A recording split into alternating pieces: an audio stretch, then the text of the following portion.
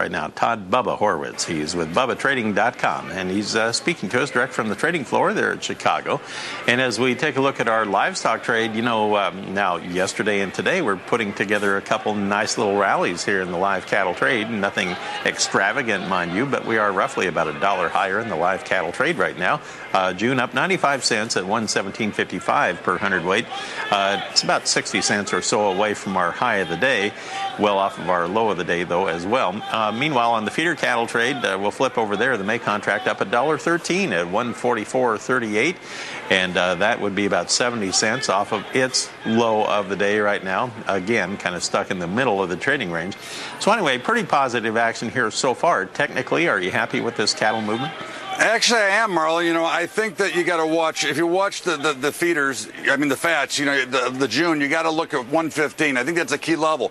However, what I'm really happy about is that we haven't seen that major dead cat bounce where we get crushed and we went all the way down, and then you get that straight up bounce, which means that we probably have more room to do work on the downside. I think now this is building to me a nice little base down here, and this to me will bring higher prices down the road versus this herky-jerky kind of motion. So I really like the action that we're getting here because I think we're building a nice base both in live and in feeder cattle, and I'm looking to be a buyer down here. I think, again, if you want to take a little bit of risk, you can step in now or you can wait, but it looks to me that they're building a nice base here, and we should be able to get a much better rally. This is like the opposite of last year. Low prices, we're getting too cheap now, so now we want to look to be buyers, and certainly I'm looking to get in somewhere here, and as soon as we can build the base, I'm going to be a buyer because I think that's where we're going. I think we're going to move our way back to the upside. So, Todd, do you think that the big funds out there that throw a lot of positions around it at the same time, do you think there's a lot of room for them to finally get on the long side of the boat, or are they already there? I think that they're out of their short side. I think they might have got trapped a little bit long themselves. You could see kind of by the action that we had last week when they were just pushing them down and palming them. I think you'll see them come back in. I don't think they've rushed in here because, again, the price action suggests that we've had very gentle buying here, which is really much stronger overall for a long-term view. It gives you a lot more underlying strength if we can get a nice base built here, and that's what we're seeing. I think what will happen is we'll continue to grow here when we get back to over 115. You can see a pretty solid pop in the live cattle, and if you get over 145, you could see a pretty good solid pop in feeders.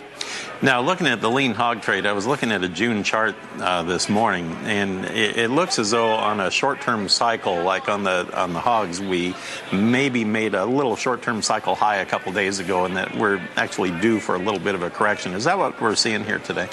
Yeah, the hogs have been really disappointing, Marlon. If we go back to when we were back up over, when we were rotating from February to April, we were right in that range we were trying to break out, and we've never could sustain that breakout. Now you got to watch 76 here in June on the downside. I don't like the action here. I was positive the space. I like the space. I don't like it now. No, I don't dislike it enough to get short and to sell into it, but I think you got to watch for 76. If we can't hold 76, we're going to get ugly. And again, if you look out into the future, the usual formation, we're starting to see the contango turn into backwardation here, which is not very bullish either when you start to look at it. So all the factors right now are pointing to hogs 76. If they can't hold there, I think they go lower.